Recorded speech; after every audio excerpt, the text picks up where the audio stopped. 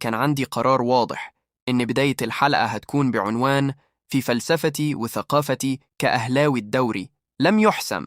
وفعلا قلت إني ضد كل الكلام اللي بسمعه من امبارح، إن الدوري انتهى، وضد فكرة الاستلام عموما، وإنها فكرة مش في جينات الأهلي.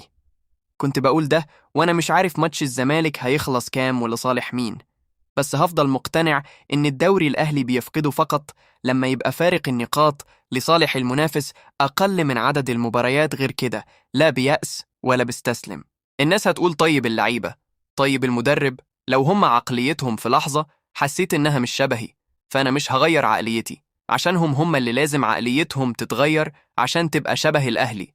لو هم مش مصدقين إن الأهلي ما برميش الفوطة بدري، يبقى العيب فيهم مش فيا، ومش مفترض كمشجع أتأقلم مع الانهزامية. بالعكس، هفضل أقولك لآخر لحظة أنت مسؤول قدامي إنك تموت نفسك عشان الشعار ده والجمهور ده، ولو هم ما عملوش ده برضو هفضل بنفس قناعاتي لحد ما يجي حد شبه قناعاتنا اللي عرفنا بيها الأهلي.